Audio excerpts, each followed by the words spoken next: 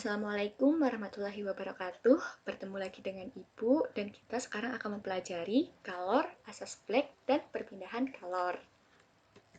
Nah, kita harus mengetahui dulu nih, apa sih itu kalor? Nah, jadi kalor itu ialah energi yang berpindah karena adanya perbedaan suhu. Jadi sama seperti usaha dan energi sebelumnya, tapi yang ini itu berfokus di termodinamikanya. Nah, jadi perbedaannya dengan suhu apa sih? Nah, perbedaan mendasarnya itu di nomor satu ini. Nah, kalau suhu kan kita hanya mengetahui derajat atau ukuran panas dinginnya suatu benda. Tapi kalau kalor itu bentuk energinya. Jadi bentuk energi yang mengalir akibat perubahan suhu. Nah, terus kemudian ada macam-macam kalor. Nah, secara umum kalor itu terbagi menjadi dua macam, yaitu kalor yang berfungsi untuk menaikkan suhu dan kalor yang digunakan untuk mengubah wujud. Nah, untuk kalor yang menaikkan suhu ini itu tergantung pada massa, perbedaan suhu, dan kalor jenis. Nah, jadi kalor jenis itu apa sih? Nah, kalor jenis itu merupakan banyaknya kalor yang dibutuhkan untuk menaikkan suhu 1 kilozat sebesar 1 derajat Celcius. Jadi kalor jenis ini merupakan nilai tertentu yang dimiliki oleh suatu zat. Nah, jadi untuk setiap zat itu memiliki nilai yang berbeda-beda tentunya. Seperti aluminium, tembaga, dan air itu memiliki nilai kalor jenis yang berbeda. Nah, untuk mencari kalor yang berguna untuk menaikkan suhu itu berlaku persamaan Q sama dengan MC kali delta T atau MC dikali T2 dikurang T1. Nah, jadi Q ini merupakan kalor yang diperlukan, M itu massa benda, C itu kalor jenis, dan delta T itu perubahan suhunya.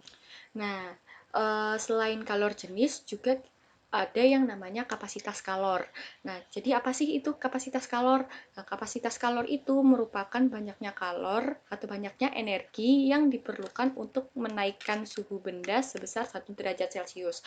Kalau kalor jenis tadi kan banyaknya kalor yang diperlukan untuk menaikkan 1 derajat Celcius pada benda 1 kg. Nah, kalau ini hanya untuk menaikkan suhu benda sebesar 1 derajat Celcius. Nah, persamaannya itu bisa kita cari dengan Q sama dengan C dikali delta T, di mana C yang ini merupakan kapasitas kalor. Jadi hubungan antara kalor jenis dan kapasitas kalor itu bisa kita tuliskan. Kan Q tadi kan kita persamaan sebelumnya kan MC kali delta T.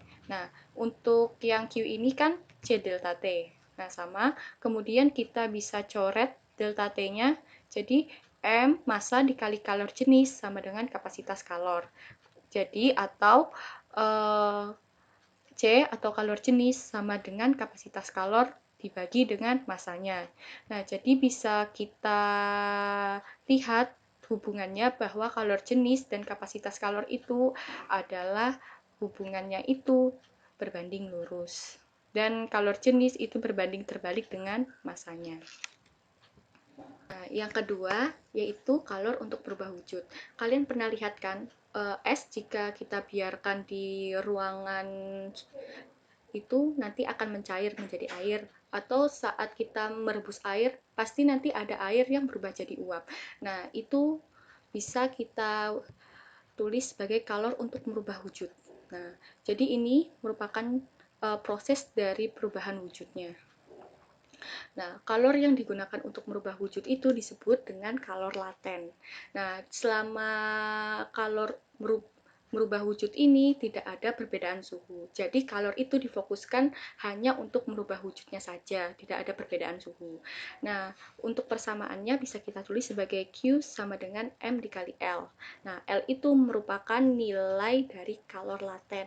Nah, jadi nilai kalor laten itu bergantung pada jenis zat dan proses perubahan wujudnya.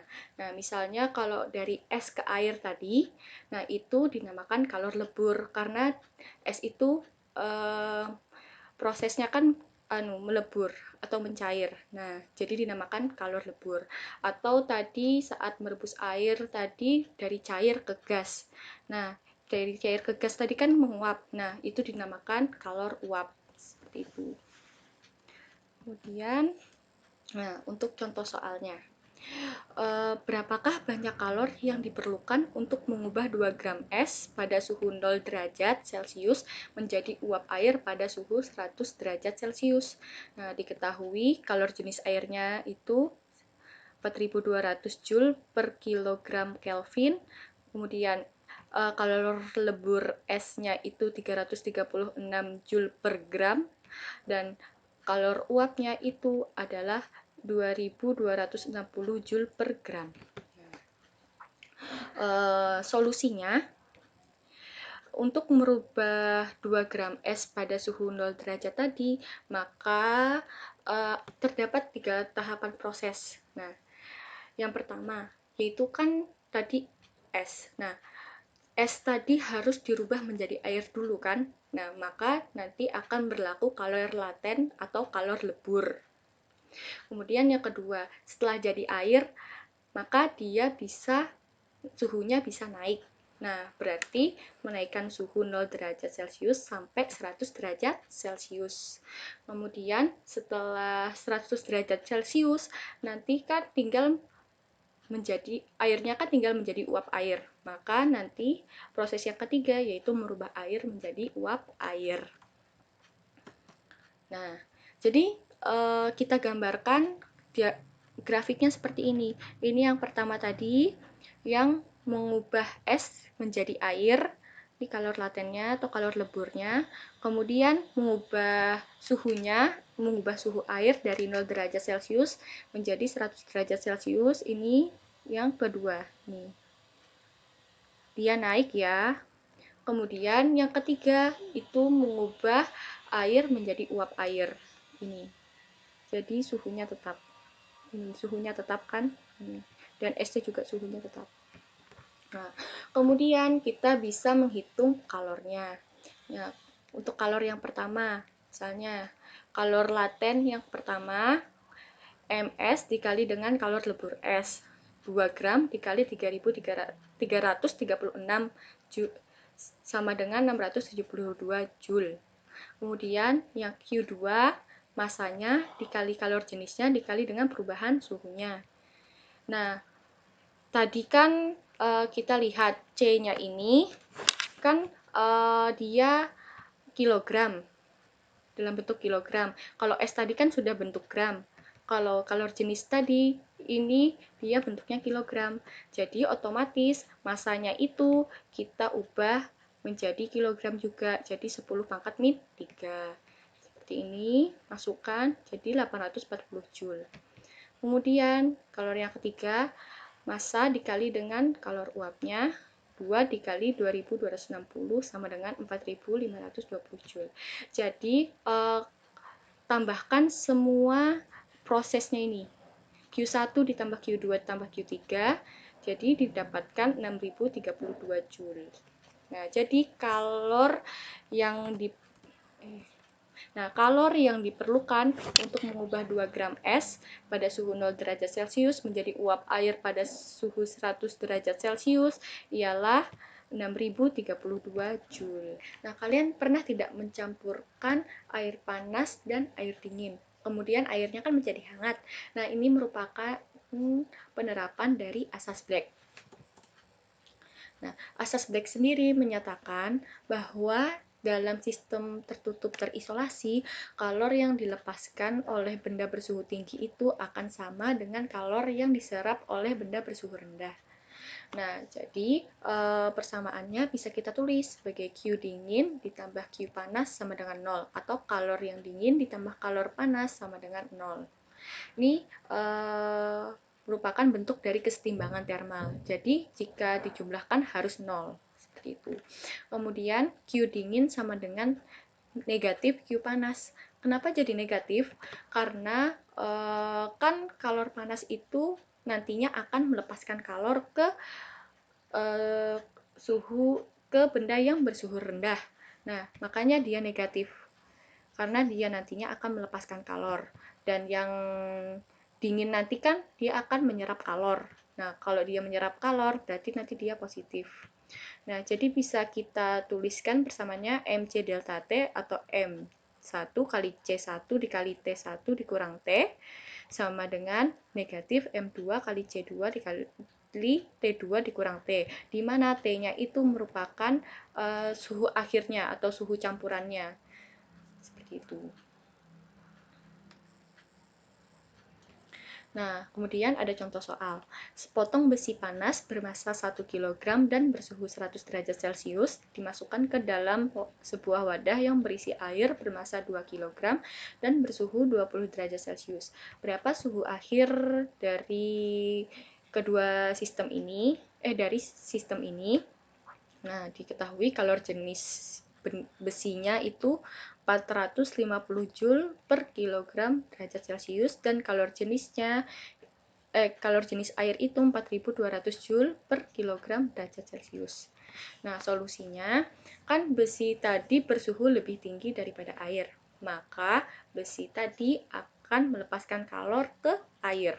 Jadi bisa kita tuliskan ini persamaan awalnya, kemudian kita tuliskan Q air sama dengan min Q besi, di mana besi nanti akan melepaskan kalor dan air akan menerima kalor.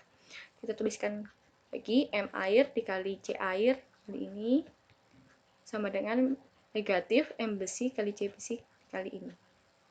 Nah, kemudian kita masukkan angka tadi ke dalam persamaan slide sebelumnya. 2 dikali 4200 dikali 20 minus T sama dengan minus 1 kali 450 dikali 100 minus T. Kemudian ini nanti dihasilkan seperti ini. Dan nanti hasil akhirnya atau T-nya didapatkan 24 derajat Celcius.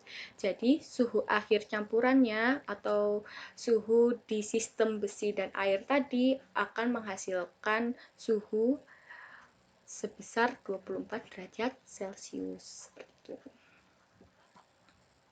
Nah, kemudian bahasan yang terakhir yaitu perpindahan kalor. Kalian tentu kan sudah belajar perpindahan kalor.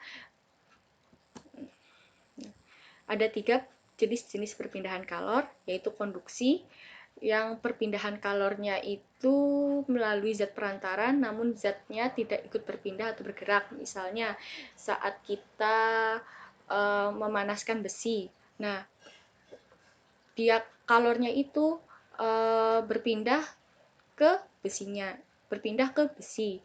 Jadi dari ujung besi sampai besinya itu ke tangan kita kan nanti panas. Nah, jadi kalornya itu bergerak, tapi zat perantaranya itu tidak berpindah. Besinya itu tetap di tangan kita, seperti itu.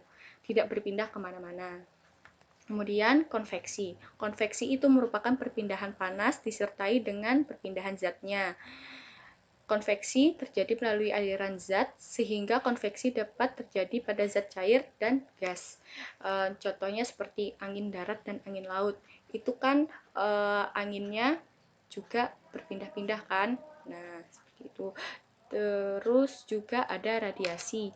Itu perpindahan panas melalui zat perantara, contohnya seperti panas sinar matahari.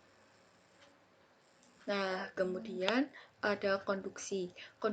Energi kalori yang dipindahkan secara konduksi itu adalah Q sama dengan KAT dikali delta T per L.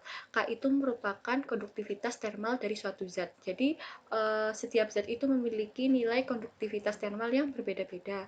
Kemudian ada A itu merupakan luas penampangnya, T merupakan waktunya, delta T merupakan perubahan suhunya, dan L itu merupakan panjang dari zatnya. Kemudian laju aliran kalor itu dapat dirumuskan dengan H sama dengan Q per T. Nah, jadi Q-nya kita masukkan dan persamaan akhirnya adalah KA delta T per L. Kemudian untuk konveksi, nah energi kalor yang dipindahkan secara konveksi itu sama dengan Q sama dengan K dikali A dikali T dikali delta T. Tidak ada panjang zatnya ya, karena konveksi kan bekerja pada zat cair dan gas. Kemudian laju aliran kalornya nanti sama H sama dengan Q per T sama dengan Ka kali delta T. Nah, kemudian untuk radiasi. Nah, untuk benda yang beradiasi itu semuanya berasal dari gelombang elektromagnetik.